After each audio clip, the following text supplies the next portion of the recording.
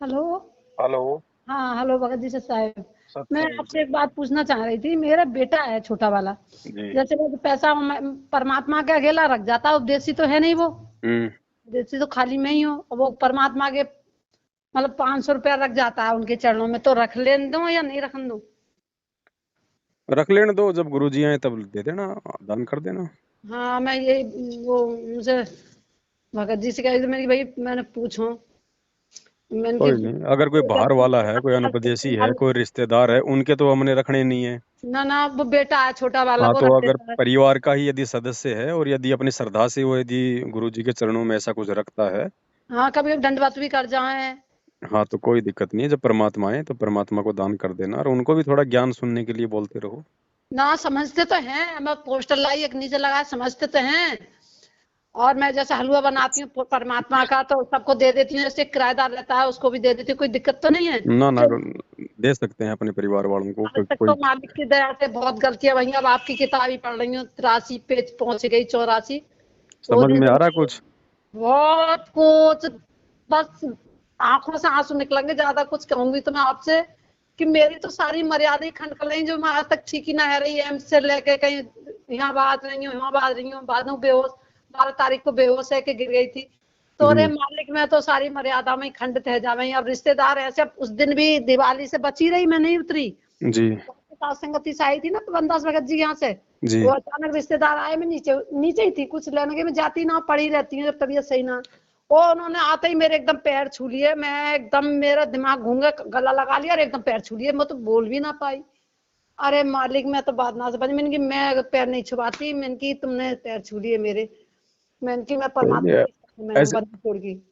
ऐसे कोई अचानक जबरदस्ती या धोखे से हमारे पैर छू लेता है तो उससे कोई मर्यादा खंड नहीं होती बहन जी। जब तक हमारे अंदर से उसको आशीर्वाद देने का भाव नहीं आएगा ना, तब तक मर्यादा खंड नहीं होती है। हाँ, मैंने कि परमात्मा, ये बंदी छोड़, तुम्हारी किताब मिली, मेरे को ज्ञान हुआ मालिक, में तो अज्ञानता में जी रही है परमात्मा। कोई तो परमात्मा ने उतारा अपने निमित्त बना के मालिक, अब उनकी समार कर रहे हैं। कोई बात नहीं, पर कल की भी है एक कजरौला में सासंगति। जी। जहाँ लेट के जाऊंगी मालिक की दया से, लेट के जाऊं भगत जी, कैसे भी जाऊं, ये दर्द बंद है जाना मेरा। और सबसे बड़ी दिक्कत है, लेटरिन नहीं आती, मैं बहुत परेशान रह चुकी हूँ। डॉक्टर भी समझ में ना आ रहा, डॉक्टर को कोई बीमारी भी ऐसी नहीं है। ये परमात्मा की दया से मुझे थायराइड थी वो भी खत्म, कोलेस्ट्रॉल था वो भी खत्म, लीवर फैटी था वो भी मालिक ने खत्म कर रखा है, तेजाब बहुत निकलता था वो भी बंद है।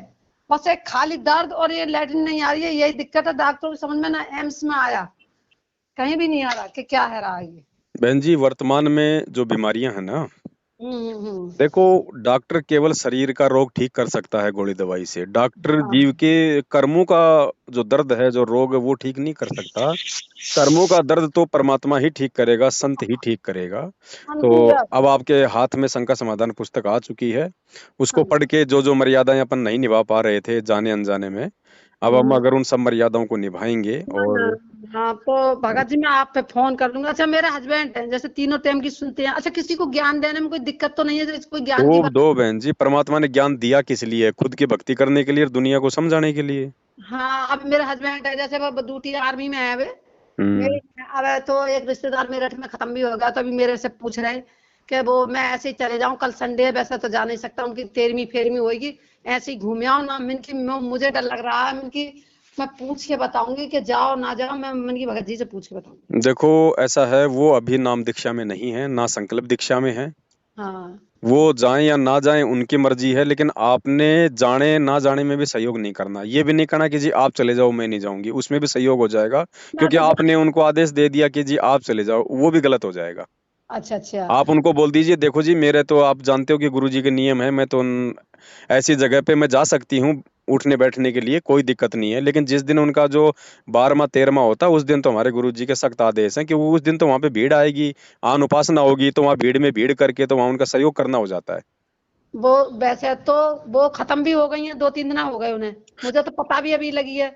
और आप उनका अभी ना, 83 पेज पे है ना शंका समाधान में?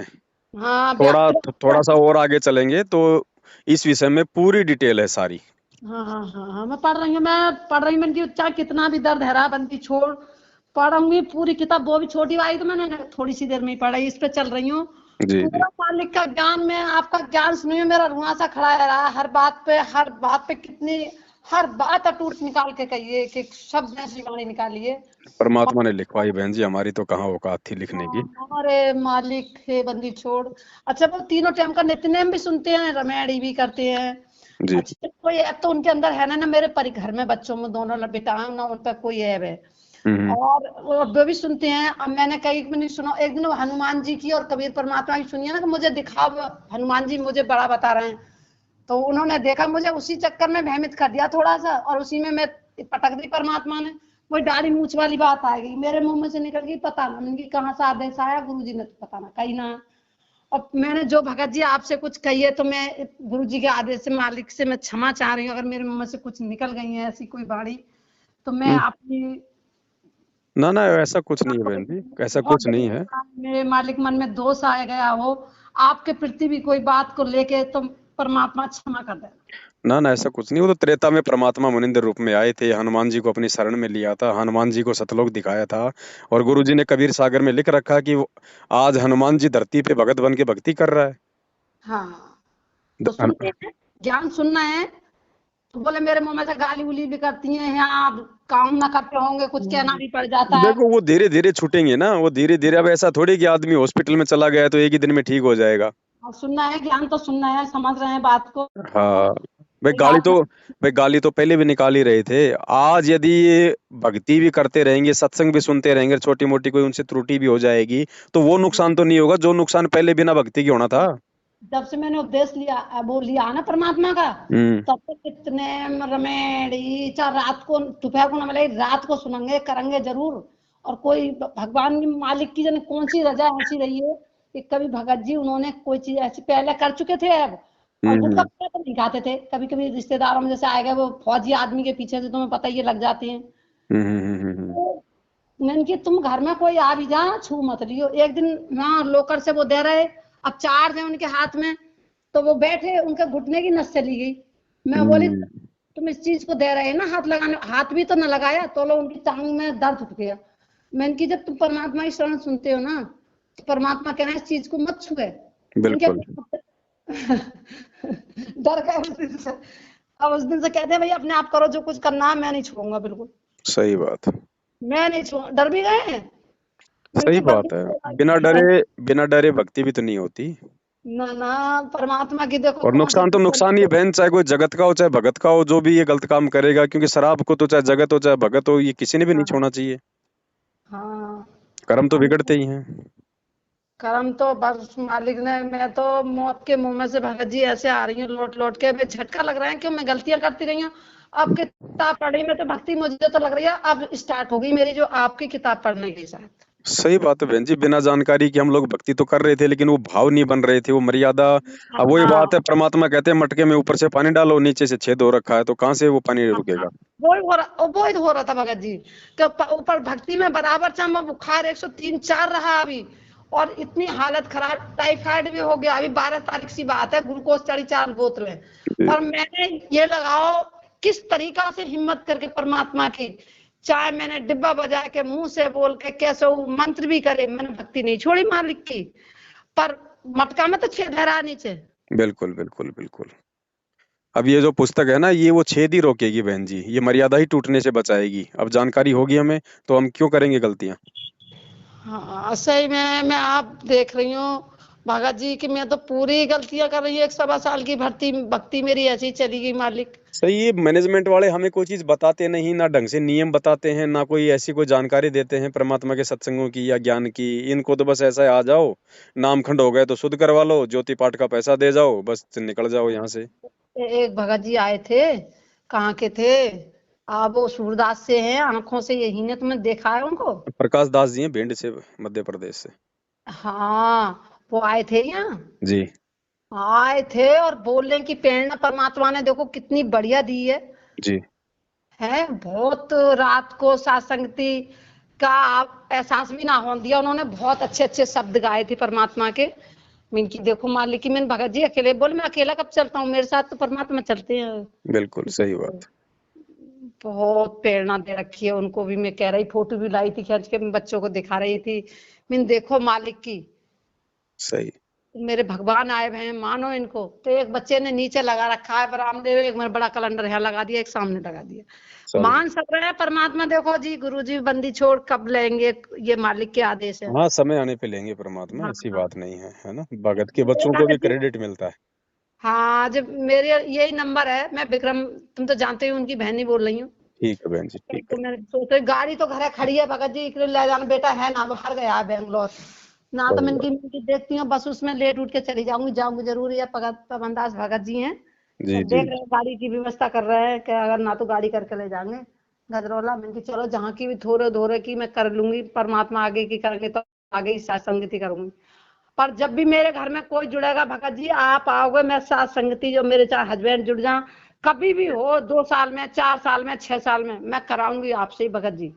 कोई बात नहीं, परमात्मा दया करेंगे, हम भी आएंगे, ऐसी बात नहीं है। हाँ, जब भी मैं साथ संगति कराऊंगी मालिक, कभी तो सुनेंगे कदे, कभी तो दीनदयाल के भनक पड़ेगी काम। ठीक है बहन जी, ठीक है। ठीक है, जय हो बंदी छोड़ जय हो की। बंदी छोड़ की, सत्य। सत साहिब। तो ठीक है भाई बहनों, अब ये पुस्तक आ गई है परमपिता परमेश्वर जी की, शंका समाधान। और दास निवेदन करेगा जितने भी भगत भाई बहन हैं, जो भाई बहन इस पुस्तक को ऑर्डर कर चुके हैं, और हम जिन जिन को डाक से या स्पीड पोस्ट से भेज चुके हैं, जैसे ही आपके घर में वो पार्सल आ जाए, सबसे पहले आपने इस शंका समाधान की पुस्तक को हाथ में लेके और एक फ़ोटो खिंचवा के दास के उसी मोबाइल नंबर पे 82 73 84 95 60 व्हाट्सअप कर देनी है। अगर आपकी इच्छा हो तो, अगर आपको लगता है कि पुस्तक मैंने छुप छुपा के मंगाई है और मैं अभी किसी के सामने नहीं आना चाहता, तो आप पे कोई दबाव नहीं, कोई ज़बरदस्ती नहीं। आप प्रेम से पुस्तक पढ़ो, जिस दिन आपके समझ में आ जाए उस दिन उठा के फ़ोटो खींच के भेज देना।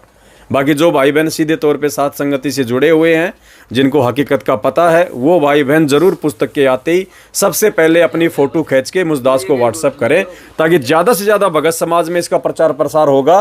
तो हर भगत ये पुस्तक मंगवाएगा, और भगत पुस्तक मंगवाएगा तो पढ़ेगा, और जब इसको पढ़ेगा वो भगत कभी भी ज्ञान में मार नहीं खाएगा।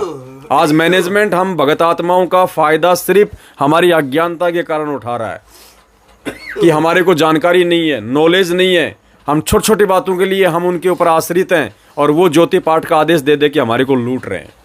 तो इसमें समस्त जानकारी है। आपको सिवाय अपने भगवान के और सत्संगों के तीसरी चीज़ पे आश्रित होने की आवश्यकता नहीं रहेगी। जब आप इस पुस्तक को पूरा पढ़ लेंगे धैर्य से, आपको कंप्लीट स्टोरी समझ में आ जाएगी कि मुझे क्या करना है जब तक गुरुदेव हिसार जेल से बाहर नहीं आते हैं।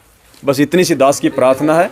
बाकी सबका अपना अपना संस्कार काम करेगा, समझ में आना है या नहीं आना है। आज की साथ संगति में केवल इतना ही। आगे फिर परमात्मा दया करेंगे, फिर मिलेंगे। सत साहिब बंदी छोड़ सतगुरु रामपाल जी भगवान की जय हो।